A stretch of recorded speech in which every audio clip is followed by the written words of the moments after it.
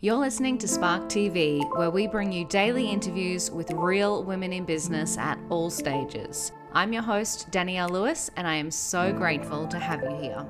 So, how have you found navigating both corporate life and business life and family life? How do you do it all? It's wild. Um, I've just had to be honest with myself more than anyone as to what I can actually give, Yeah. and it's still a work in progress. Don't get me wrong, but to Mm, accept that this is the qual. Like I like to operate at a high quality, mm. and then I need to go. It's time to close the laptop and walk away. So, a business coach actually said to me, she was asked the question in an audience actually, do you feel guilty, stepping away from mum life and attending events or being, working so much? And she said, absolutely not. The main thing that I do, and she loves shoes. So she said, be where your shoes are. I went, wow, that's really powerful. So we can do all these things, and to remove the guilt. So that's what I'm really trying to do now is be where my shoes are. And Mm. sometimes I'm wearing, heels at the corporate job. Sometimes I'm, at working from home in my pajamas. Other times I'm at the playground. And it's about being in that moment. And, I've got a schedule. Like I know what my work days are. I know what, Mm. family days are. The other thing is that I am very firm on anniversaries and birthdays. Previously, a birthday was just another day. And I was like, oh, well, of course I'd go to work. But now it is a non negotiable. I take the kids out of daycare and we have a family day for all of our Wow. birthdays, including my husband's, and we have family day. And it's just not an option to go to daycare or work.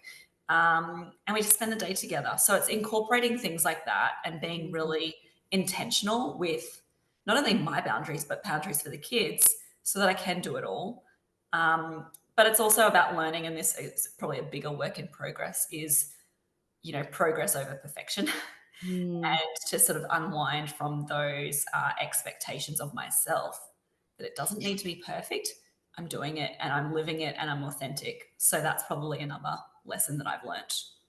Yeah, and I just love that idea. We've used the word intentionality a lot. And it is, as I'm listening to you speak, I feel like, it is a matter of you do really have to be honest with yourself and sit down and what is important to me. And if that thing is really important, okay, well, we know on that day, this is what happens. Or, something is scheduled out and unless you make things a priority, your to-do list will become the priority. Yeah, and it's easy to do work, and particularly when it is work that you enjoy, that you're good at, Yeah.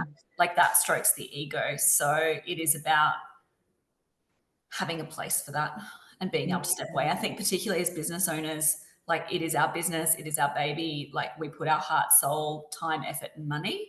Yes. So it's to step away from that can be hard. And when you're so close to finishing something, you're like, oh, just one more thing. It's not one more thing. It cascades. So Oh, yeah, the if work only it was always, one more thing. yeah. And I think, there's another analogy about the rubber ball and the glass ball. Mm, If you're juggling, like rubber balls bounce up, and that is work. There is always something to do. The work just patiently waits for you while you have a sick leave. The glass balls shatter. mm, Like my husband is not coming back. yeah. The kids, I don't get this time again. Like Yes. family, health, they are glass balls. If you drop it, it's gone. So I guess at what cost? And I've learned that the hard way. At what cost Mm, are we, choosing those priorities, I suppose. yeah, that's exactly right.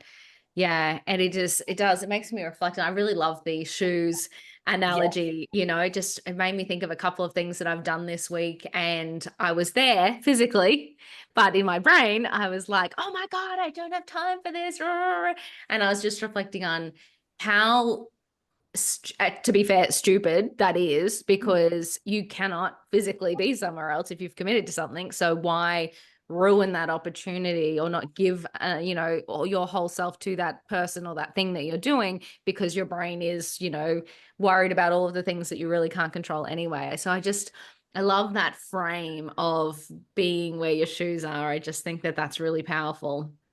And I think to that point, that's probably part of the journey that I've been on as well is making Mm, those choices. Yeah. And, through this transformation, and I've done a lot of work on, journaling and just sort of reflection of self to understand what I really want. Like, if we're not fully there, maybe we need to say no. And that's easier said than Yeah. done. I'm, people pleaser and all that sort of stuff as well. But, we need to then go, well, hang on, let's take stock here.